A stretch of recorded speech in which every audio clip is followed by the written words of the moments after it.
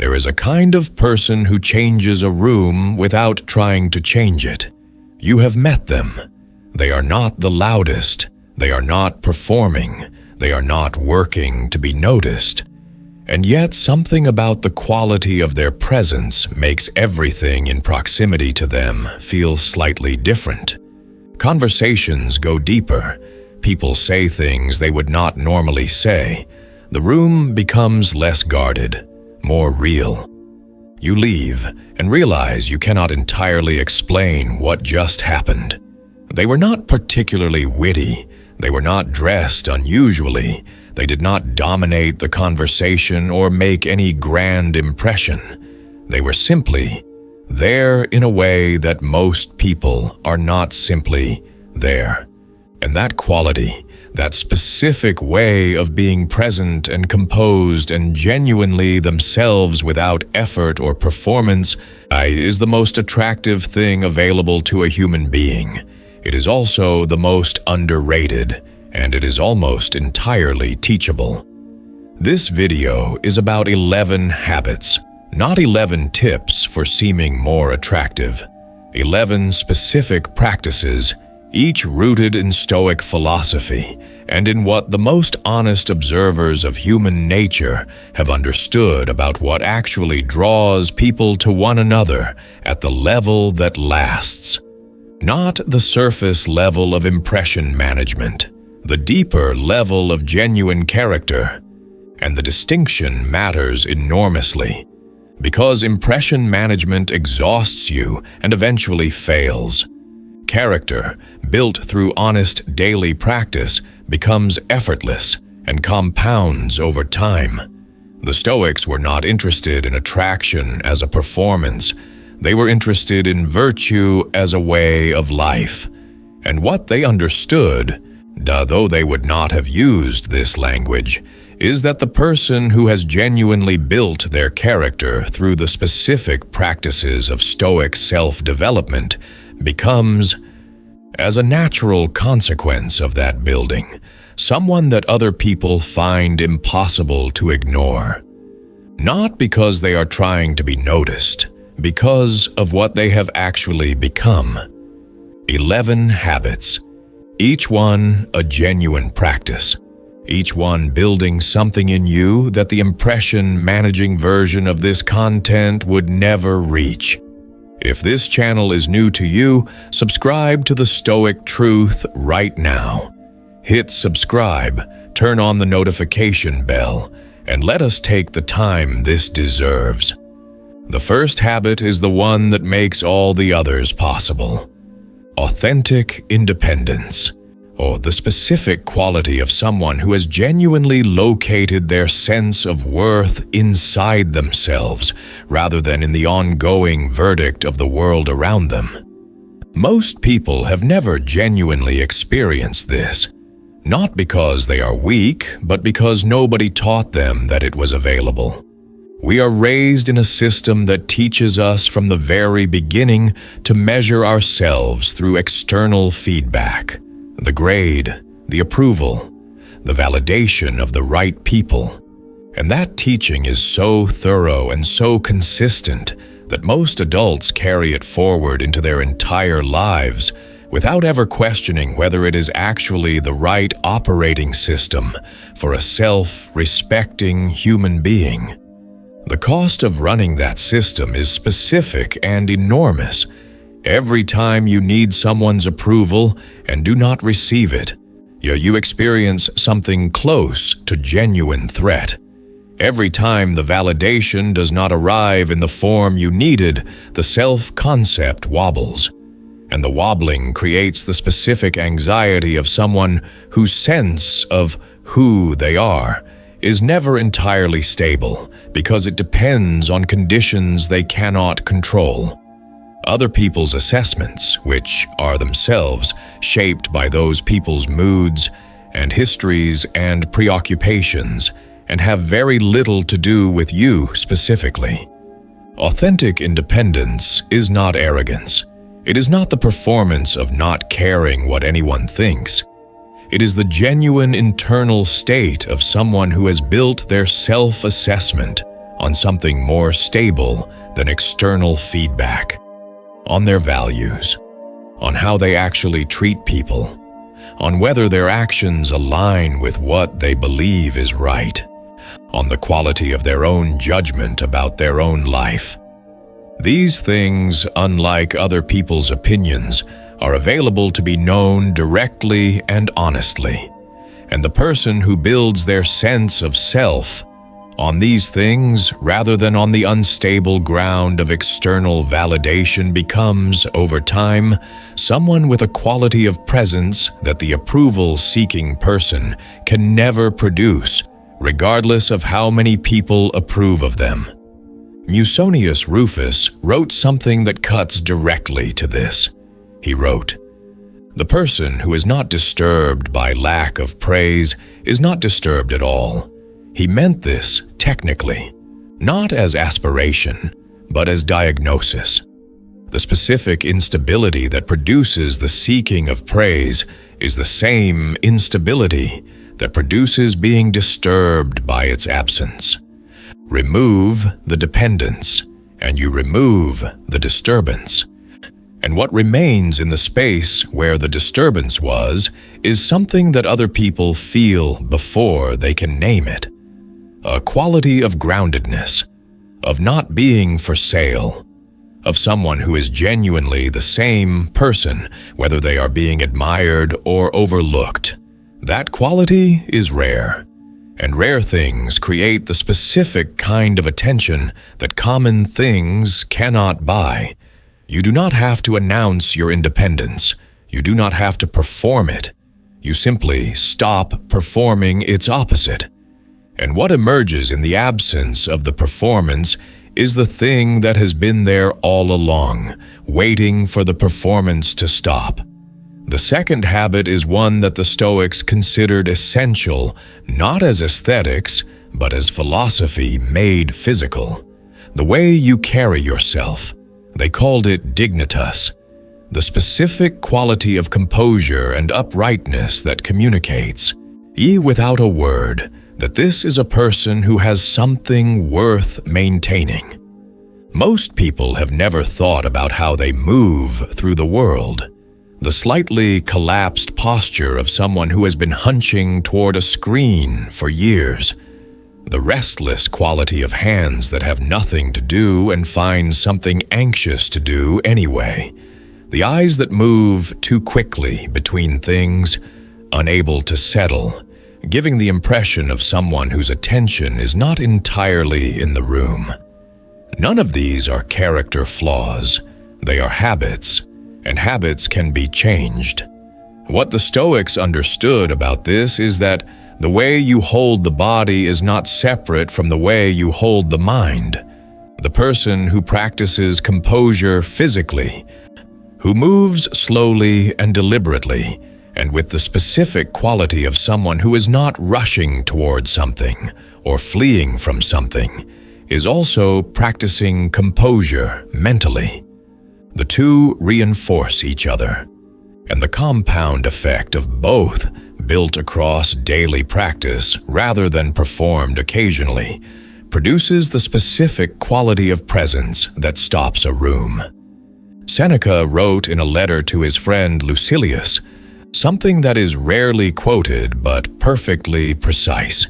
He wrote, "Let your face and your manner and your bearing show without concealment that your philosophy has not been without effect on you."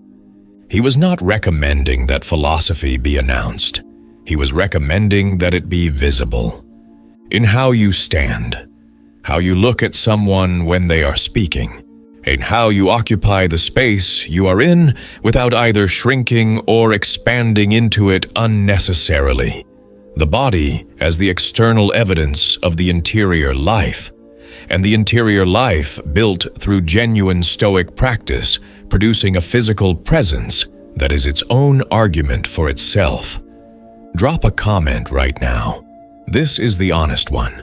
When you think about how you carry yourself through an ordinary day, what is the gap between how you move when you feel genuinely settled and how you move when you are anxious or performing? Name it. because naming the gap is the beginning of closing it. There is also a longer dimension to this habit that is worth dwelling with.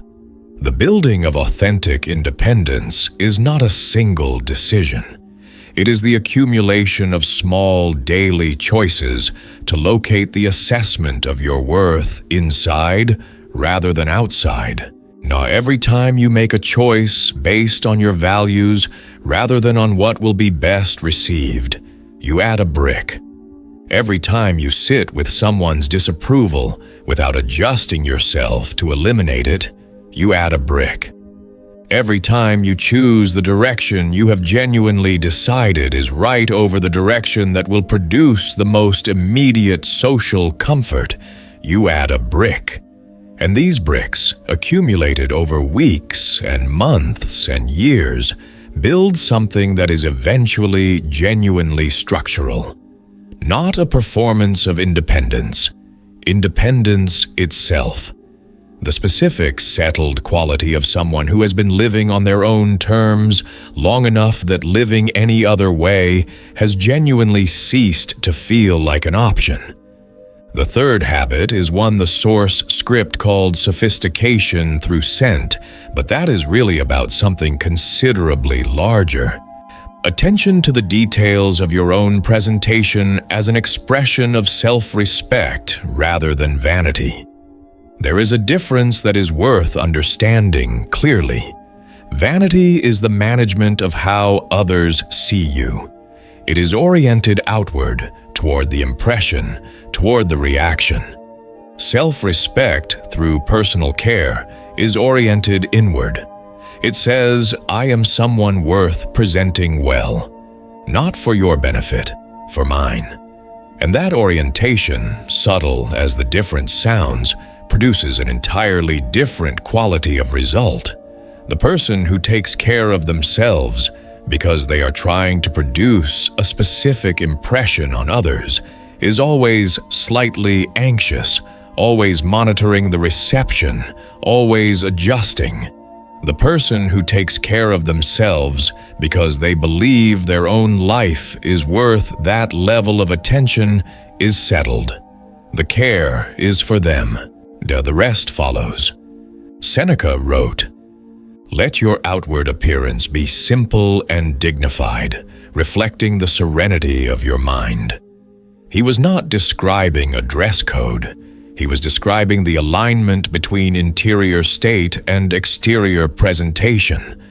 The person whose inner life is composed will present themselves with the specific simplicity of someone who is not trying too hard, because trying hard is what you do when you need something from the person watching. And the person who needs nothing from the watcher becomes the one the watcher cannot stop watching. The practical version of this habit is not complicated. Take care of yourself at the level that your self-respect requires. But before that, something more about silent elegance specifically that is worth developing. The Stoics understood that the body and the mind are not separate theaters of operation. What happens in one happens in both. And the specific practice of composure, of deliberately slowing the pace and steadying the gaze and choosing movement that is deliberate rather than reactive, is simultaneously a physical and a mental practice. You cannot practice stillness in the body without practicing stillness in the mind. You cannot practice unhurried movement without practicing unhurried thought. The body and the mind are learning the same lesson at the same time. And this is why the practice of carrying yourself with genuine composure is not vanity. It is philosophy made physical. It is the daily embodiment of the interior life you are building through every other habit on this list. And the compound effect of that embodiment, practiced across the ordinary movements of an ordinary day, is visible to everyone you encounter before a single word has been exchanged, not the level that social comparison demands, not the level that insecurity drives you to in order to compensate. The honest level, the specific care that says this life of mine is worth maintenance, and I provide it. That quality, present in even the smallest details, is felt immediately by everyone who encounters it. And here is something worth naming about why the Stoics treated this as a philosophical matter rather than a personal preference. The way you treat your own life, including the physical details of its daily maintenance, communicates your assessment of its worth, not to others, though it communicates to others too, to yourself. The person who consistently treats their own life carelessly is communicating to themselves, below the level of conscious awareness, that their life is not worth careful treatment. And that self-assessment, held implicitly and reinforced daily, shapes the confidence and the composure and the presence that the other habits on this list are trying to build. Self-care is not the end of the practice. It is the physical foundation on which everything else stands. The fourth habit is the one that the modern world has made genuinely rare and therefore genuinely powerful. Full presence. The specific experience of being with someone who is completely there. Think about the last conversation you had with someone who was entirely present, not checking their phone, not waiting for their turn to speak, not managing how they were being perceived. Simply there, with their full attention in the room, receiving what you were saying with genuine curiosity. How did it feel? Because the answer to that question is the entire argument for this habit. It felt like being taken seriously, like being worth someone's complete attention. And in a world where complete attention has become genuinely scarce, it felt, if you are honest, like a form of care. The Stoic practice of presence is not the wellness culture version of mindfulness. It is something more demanding and more honest. Epictetus wrote, "Never say about anything I have lost it, only say I have returned it." He was making a philosophical point about attachment and loss. But the principle applies precisely here. The person who gives their complete attention to a conversation and then the conversation ends has not lost anything. They were fully there. They received what was in it to receive. And the person on the other side of that conversation experienced something they will not forget. Full presence is also the most reliable available diagnostic for your own internal state. If you cannot be fully present in a conversation, it is because something is more urgent to you than the person in front of you. That urgency might be your phone. It might be your own anxious internal monologue. It might be the management of how you are being perceived in the exchange. All of these are signals. And the habit of full presence, practiced consistently, is the habit of clearing those signals one by one until what remains is genuinely available to be given. The fifth habit is the one that the culture has almost entirely forgotten how to practice, because the culture has decided that sharing everything is vulnerability, and vulnerability is virtue. Before we get there, something more about full presence that deserves its own space. The habit of genuine presence has a second function that goes beyond its effect on the person you are with. It has a profound effect on your own quality of experience. The person who is fully present in an ordinary conversation does not merely make the other person feel valued. They receive something themselves. The full content of what the interaction contained, the specifics of the other person's thinking, the particular quality of this unrepeatable moment, all of which is available only to the person who was genuinely in it. The half-present person was technically there and received approximately half of what the moment contained. The genuinely present person received everything. And over the accumulation of a daily life, that difference in the quality of reception produces an enormous difference in the depth of experience available. The fully present person is living a richer life, not because more is happening to them, because they are actually there for what is happening. The touch of mystery. The specific practice of not completing every thought out loud, not filling every silence, not explaining every decision, not offering access to every interior room the moment someone approaches the door. The Stoics were extremely specific about the relationship between speech and wisdom.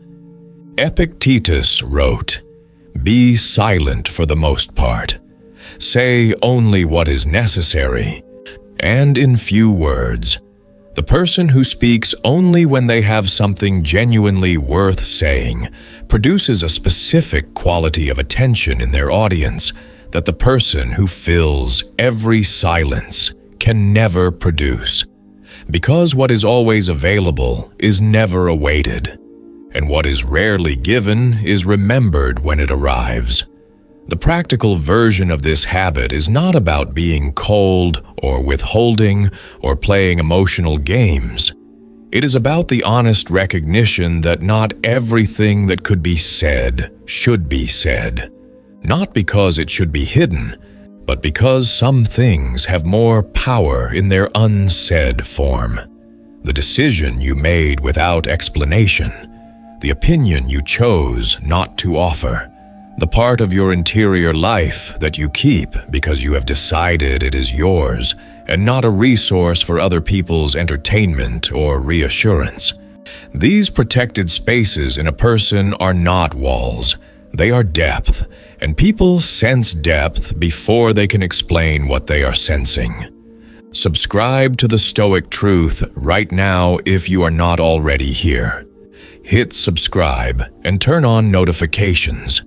Every week we come back and do this honest work together.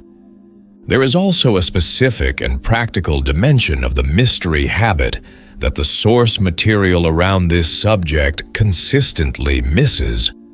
The practice of not explaining yourself is not just about intrigue, it is about self-trust. Every time you feel compelled to explain a decision you have already made, not to provide genuinely needed information, but to manage the other person's assessment of the decision, you are revealing a specific gap in your confidence in your own judgment. The explanation is seeking their approval after the fact. And every unnecessary explanation you offer is a small training of yourself in the direction of needing that approval. The mystery practice, understood correctly, is the practice of trusting your own judgment enough to let it stand without defense. And the person whose judgment can stand without defense is the person whose presence carries the specific authority that needs no announcement. The sixth habit is one that the Stoics considered central to their entire project: the cultivation of genuine wisdom through genuine curiosity about the world. Not expertise, curiosity. The specific quality of someone who encounters people and ideas and experiences genuinely wondering what they might learn, rather than positioning themselves in relation to what they already know. Marcus Aurelius wrote something in the Meditations that is one of the most personally demanding instructions he recorded. He wrote, "Approach each person as a philosopher approaches their subject, not to win, to understand." He was writing about his political adversaries. He was recommending genuine curiosity about what they understood that he did not. In a man with the power of empire, that quality of intellectual humility is extraordinary. In an ordinary daily life, it is the most practical and available habit in this entire list. The person who enters every conversation wondering what they are about to learn is the most interesting person in any room they enter. Not because they are performing interest, because genuine curiosity is the rarest and most attractive quality available in human interaction. It makes the person it is directed at feel genuinely valuable. It makes the conversation go somewhere neither person anticipated. And it builds, over time, the specific depth of someone who has been genuinely shaped by the variety of human experience they have been curious enough to actually receive. The practical test for this habit is simple. At the end of any conversation, can you name one specific thing you understood differently as a result of it? One idea that arrived that was not there before? If the answer is consistently no, it is worth asking whether you were present to receive what was in the conversation, or whether you were primarily managing your position in it. The Russian writer Anton Chekhov wrote something about the relationship between genuine curiosity and depth of character that I think belongs here. He wrote, "Do not tell me the moon is shining. Show me the glint of light on broken glass." He was writing about literature, but the principle applies exactly to the habit of cultural wisdom. The person who approaches other people's experience with genuine curiosity does not receive the headline version of what they are being told. They receive the glint of light on broken glass, the specific texture and detail of an experience that is genuinely different from their own. And that reception, practiced across years of genuine curiosity, produces a depth of understanding that shows in how they engage with every new situation, not as information, as genuine human wisdom, the kind that cannot be Googled.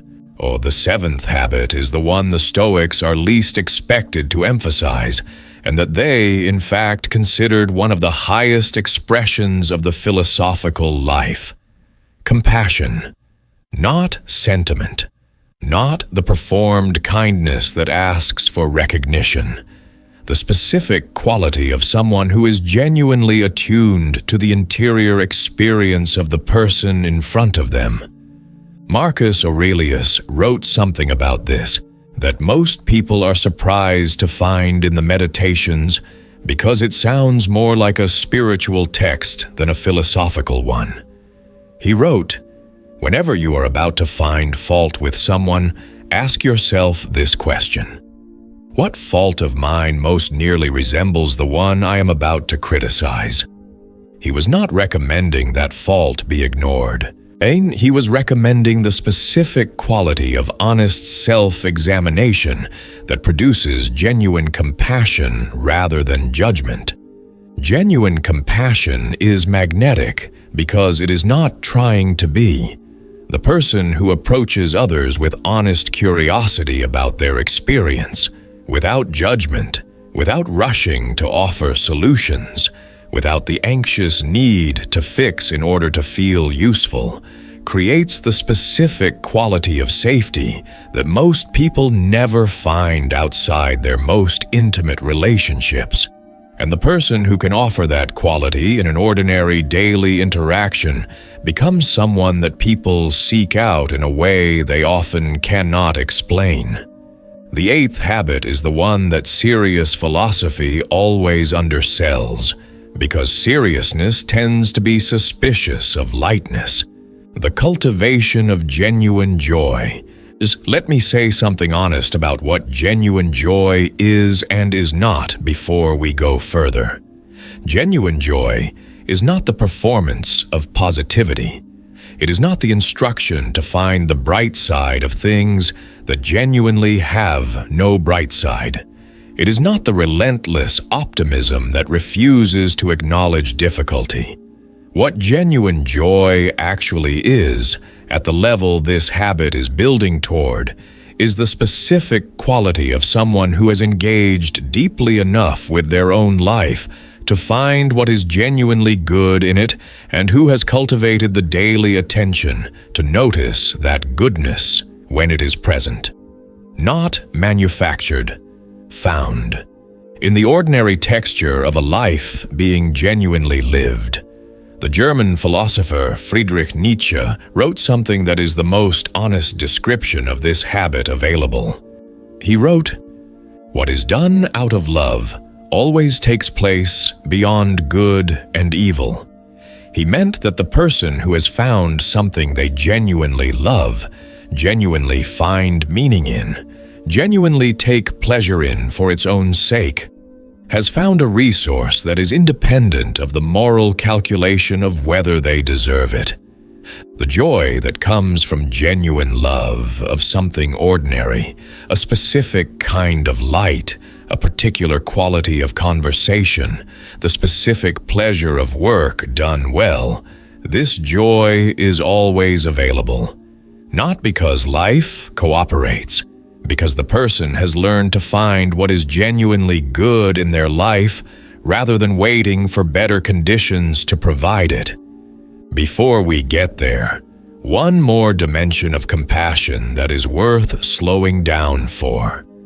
There is a specific form of compassion that is entirely internal and entirely invisible to the person it is offered to, and that may be the most important version of all. The compassion you practice toward yourself. The Stoics were not champions of self-flagellation. They were champions of honest self-examination, combined with genuine self-respect. The person who has learned to treat their own failures and limitations with the honest, compassionate attention they would offer a friend in difficulty is able to extend that same quality to others naturally, without effort, because they are not secretly holding the same standard against themselves that produces judgment when they see it in others. The compassion begins inside, and what begins inside always eventually arrives outside. The cultivation of genuine joy. The specific practice of finding the absurdity and the warmth in the ordinary texture of a life that is simultaneously difficult and good and worth laughing about. The Russian novelist Leo Tolstoy wrote something about joy that I think is the most honest available description of what this habit is actually building.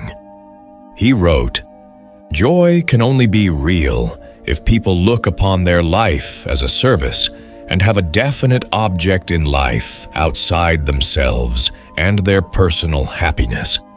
He was not saying joy requires sacrifice. He was saying that the joy which does not depend on everything going well, which can be found in service and connection, and the ordinary moments of a life that is being genuinely lived, is the most durable and the most attractive form of it.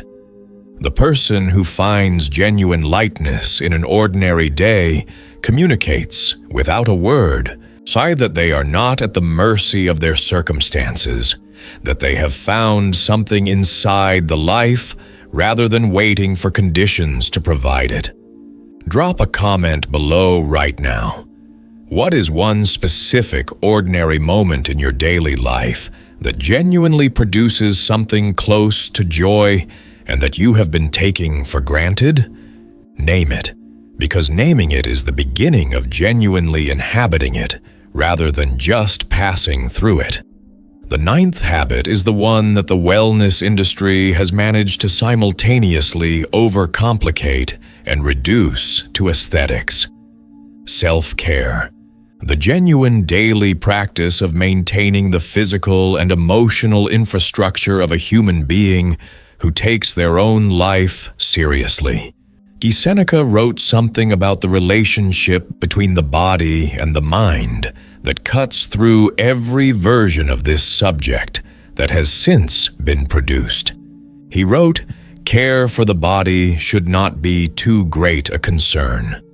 Maintain it, but give your serious attention to what is above it."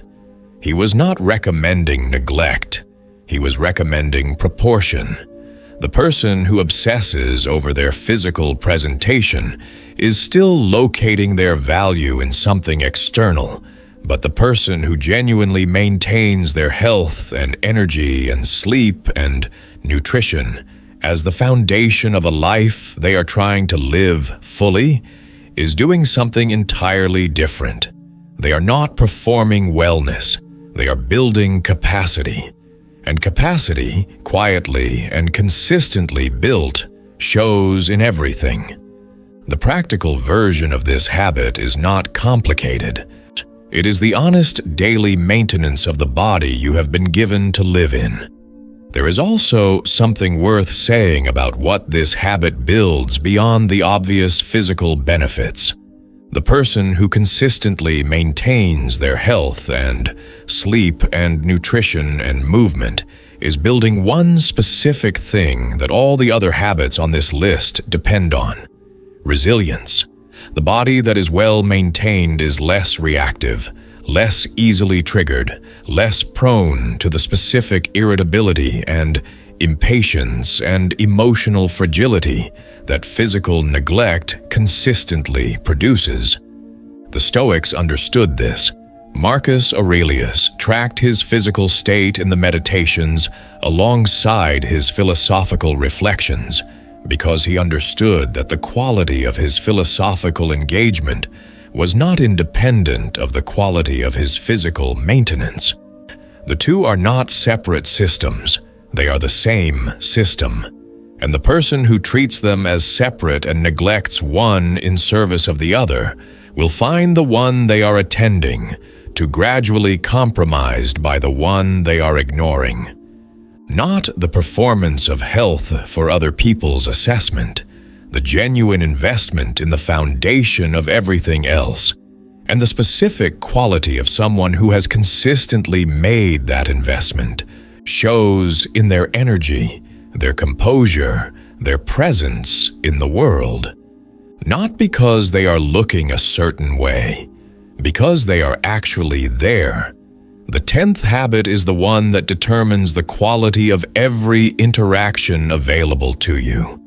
Before we get there, a final word on self-care that most presentations of this subject never quite land. The deepest form of self-care is not physical maintenance, not though that matters. It is the protection of your own clarity, the specific daily practice of ensuring that your mind has space to be genuinely your own, rather than perpetually occupied by other people's urgencies and other people's noise. Seneca wrote, "Retire into yourself as much as you can." The retreat into oneself that Seneca was recommending is not the retreat from engagement with the world. It is the daily provision of enough interior space that when you do engage with the world, you are bringing yourself to the engagement, rather than the accumulated weight of every unprocessed demand that has been competing for your attention since you woke up. The person who protects that interior space, who insists on enough solitude and enough quiet to actually know what they think and feel and want, it brings a quality of genuine selfhood to every interaction that the perpetually stimulated, never quiet person simply cannot access. Emotional intelligence, the specific capacity to know what is actually happening in a room before adding to it. To read not what people are saying, but what they are communicating, and to respond to what is actually present rather than to what was expected. The Austrian writer Stefan Zweig, whose observations about human nature are among the most precise in European literature, wrote something that is the most accurate available description of emotional intelligence in practice. He wrote, "The most dangerous moment of any relationship is when one person believes they finally understand the other."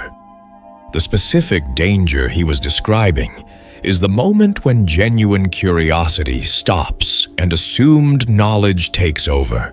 Emotional intelligence is the practice of never entirely arriving at that moment, of remaining curious about the person in front of you even after you have known them for years. Epictetus wrote, "We have 2 ears and 1 mouth so that we can listen twice as much as we speak." The ratio is not an accident. The person who has genuinely internalized that ratio, who spends twice as much of any interaction in genuine reception as in output, produces conversations that go somewhere real. And conversations that go somewhere real make the person who made them possible someone that other people seek out rather than manage. Here is the specific, practical test for this habit. In any conversation today, at the end of it, can you describe accurately what the other person was actually feeling, not what they were saying, but the underlying emotional content of what they brought to the exchange? If not, the ears were not twice as active as the mouth. There is also a dimension of emotional intelligence that is less often discussed, but is in many ways its most important feature. The ability to hold your own emotional state clearly enough that it does not contaminate your reading of someone else's. Most interpersonal misunderstanding occurs not because the signals are absent, but because the receiver is reading the other person's situation through the lens of their own unexamined emotional state. They hear criticism in a neutral tone because they are already defensive. They read distance in an ordinary moment because they are already anxious about the relationship. Emotional intelligence, genuinely developed, includes the specific self-awareness of knowing what you are bringing to an interaction before you interpret what the other person is bringing. And that clarity, practiced consistently, is the difference between someone who moves through relationships creating unnecessary friction and someone who moves through them creating the specific ease that their presence produces in everyone who encounters it. The 11th and final habit is the one that makes all the others real, rather than occasional. Consistency. There is something specific about consistency that none of the other habits can replicate, and that is worth naming before we go into the full depth of this one. Every other habit on this list can be performed. Composure can be performed for an evening. Presence can be performed in an important meeting. Mystery can be manufactured in a new relationship. Compassion can be produced as a social strategy. None of these performances are useless, but all of them have a shelf life. Consistency cannot be performed. It can only be built. Because consistency, by definition, requires time, it is the track record. The evidence accumulated across ordinary, unglamorous days that this person is actually the person they present themselves as being. And that evidence, impossible to fake over any significant period of time, is the substrate of genuine trust, which is the substrate of everything else on this list that actually lasts. Drop one final comment right now, the most honest answer available to you to this question. What is one commitment you have made to yourself, genuinely made, that your behavior has not been consistently backing up? Not as judgment, as the beginning of the kind of honest self-examination that genuine consistency requires. Because the gap between what we say we value and how we consistently act is where all the interesting growth lives. And naming that gap honestly, privately, is the first act of genuinely closing it. The specific quality of someone who is the same person on the difficult Tuesday that they are on the good day when everything cooperates, who follows through not when it is convenient, but as a practice, regardless of convenience. who can be depended on not because they have made a decision to be reliable, but because reliability has become who they are. Through the accumulation of kept commitments across ordinary, unglamorous days, Marcus Aurelius wrote the instruction that is the most complete description of this habit available in any tradition. He wrote, "Waste no more time arguing about what a good person should be. Be one." That instruction is not about the single decision to be good. It is about the daily consistency of being the person you have decided to be, in the specific conditions that are available, not the ideal conditions you were waiting for. And the compound effect of that consistency, invisible in any single day and unmistakable across a year of daily practice, is the specific quality that makes someone genuinely trustworthy rather than merely pleasant. The kind of person whose absence, when they are gone, leaves a specific gap rather than simply a space. The German poet and philosopher Goethe wrote something about the relationship between consistency and character that I think is the most honest available description of what this habit actually builds across time. He wrote, "A person reveals their character not in great acts, but in small ones. The small acts, the kept promises, the followed-through commitments, the same quality of attention given to the ordinary conversation that would be given to the important one, these are the specific material from which trustworthy character is constructed. And trustworthy character is the foundation of every other form of attractiveness available on this list."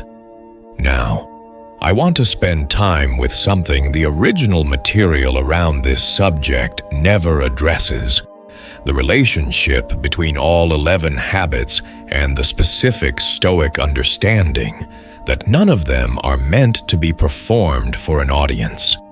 Because the specific error that most people make with everything on this list is to understand it as a set of strategies for producing a certain impression in others. And the moment that error is made, the entire thing collapses.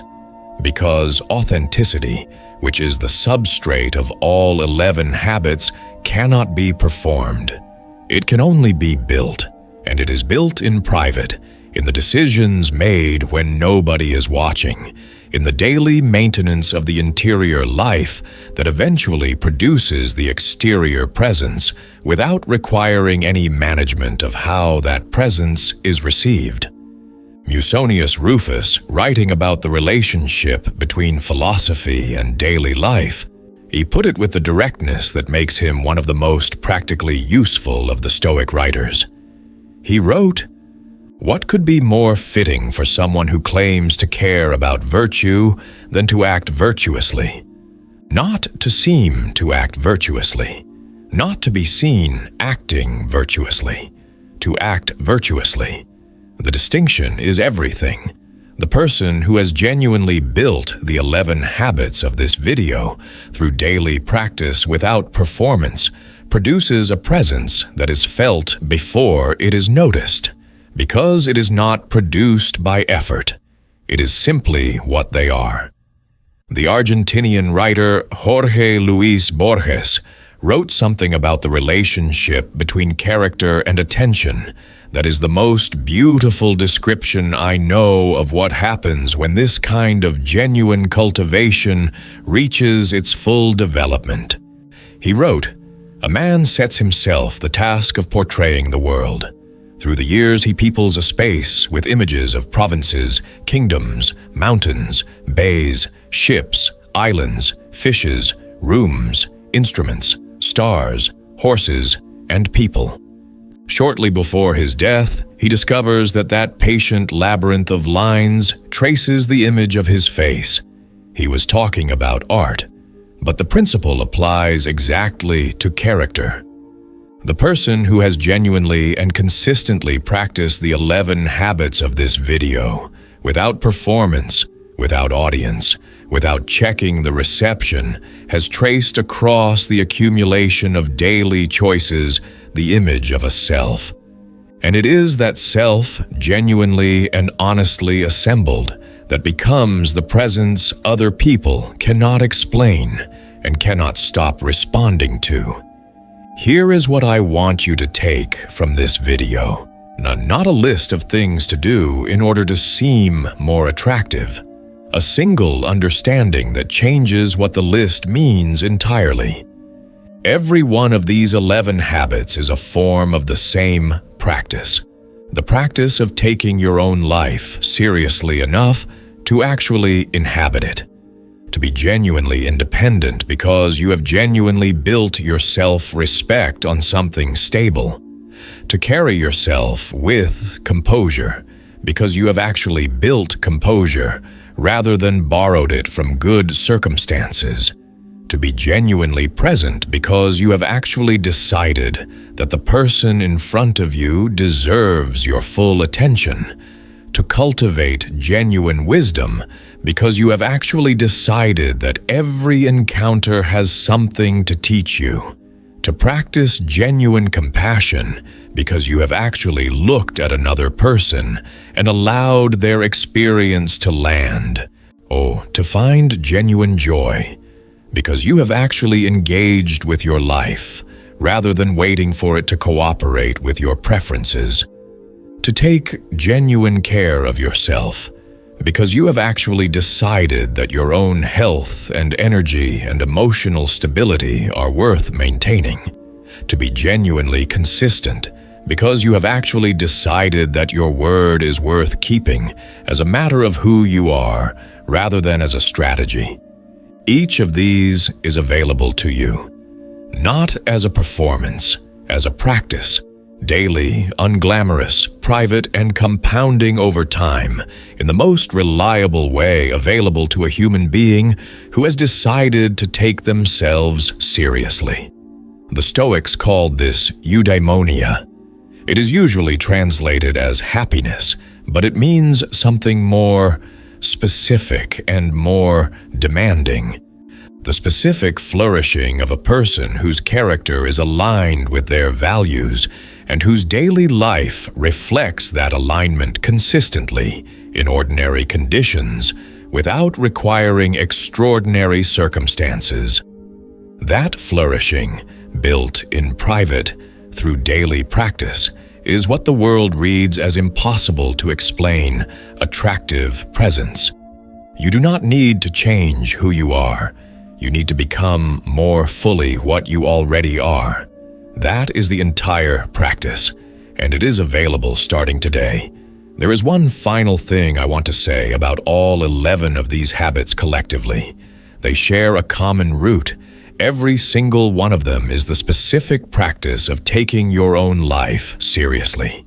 Seriously enough to build independence rather than seeking approval. Seriously enough to carry yourself with composure. Seriously enough to care for the details of your own presentation. Seriously enough to be fully present to the people you encounter. Seriously enough to protect the interior life from unnecessary noise. Seriously enough to remain genuinely curious about the world and the people in it. Seriously enough to offer genuine compassion. Seriously enough to find the real joy available. Seriously enough to maintain the physical foundation of everything else. Seriously enough to read what is actually happening rather than only what is being said. And seriously enough to be the same person on Tuesday as you are on Sunday. That seriousness, applied consistently across an ordinary life in ordinary conditions, produces the specific quality that this video calls silent attractiveness, but that the Stoics would simply call character. And the beautiful and demanding thing about character is that it cannot be shortcut. It cannot be acquired through tips or through performing the right behaviors for a strategic period. It can only be built slowly, privately, unglamorously, through the specific daily practice of making the better choice in the specific ordinary moment when the worst choice is equally available. That is the entire practice. That is the whole project. And it is available, without exception, to everyone who has the honesty to begin it and the consistency to continue it. The Stoic philosopher Epictetus, who built his entire philosophical life from within conditions that denied him almost every external form of power, wrote the most compact and honest summary of this project available anywhere in the ancient world. He wrote, "Make the best use of what is in your power, and take the rest as it happens. What is in your power is every habit on this list, not the results of the habits, not other people's response to them, the daily practice of them. And the daily practice of them, maintained through ordinary conditions and difficult ones alike, is sufficient. It is more than sufficient. It is everything.